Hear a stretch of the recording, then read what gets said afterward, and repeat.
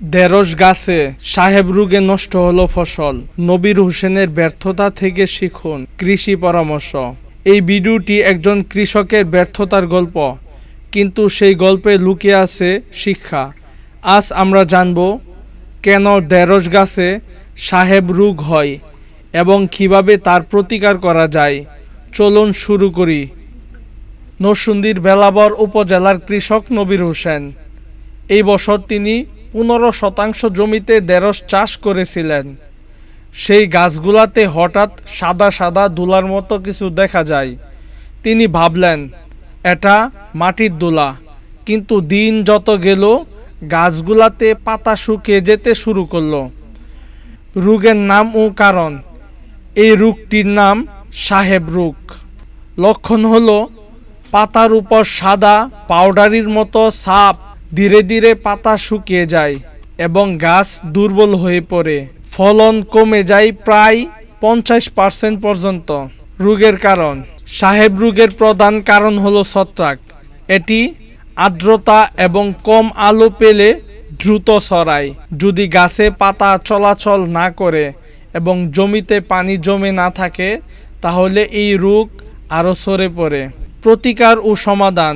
এই রোগ প্রতিরোধ ও দমনের জন্য যা করতে হবে: জমি পরিষ্কার, আগাছা মুক্ত রাখতে হবে, গাছে পর্যাপ্ত আলো বাতাস চলাচলের ব্যবস্থা করতে হবে। প্রয়োজন হলে নিচের ছত্রাকনাশক ব্যবহার করতে পারেন।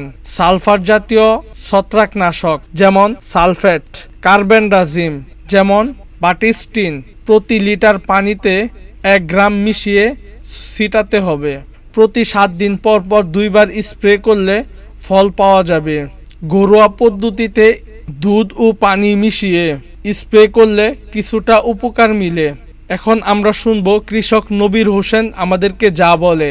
নবীর হোসেন বলেছিলেন, যদি সময় মতো এই রোগ চিনতে পারতাম তাহলে আমার ফসল এভাবে নষ্ট হতো না। এখন বুঝেছি নিয়মিত মাঠে গিয়ে হাতে গাছের খোঁজখবর রাখা কতটা জরুরি। প্রিয় কৃষক বন্ধুরা, ব্যর্থতা থেকে আমরাও শিখতে পারি। ঢেঁড়স চাষে সাহেব রোগ রোধ করতে চাইলে নিয়মিত পর্যবেক্ষণ এবং ছত্রাকনাশক ব্যবহার করুন। কৃষক নবীর হোসেন আমাদের জন্য একটি বড় শিক্ষা। আশা করি আপনারা তার মতো ভুল করবেন না।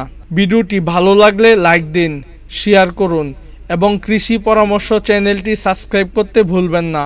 পরের ভিডিওতে দেখা যাবে নতুন কোনো চাষের নতুন অভিজ্ঞতা নিয়ে আসবো ইনশাল্লাহ।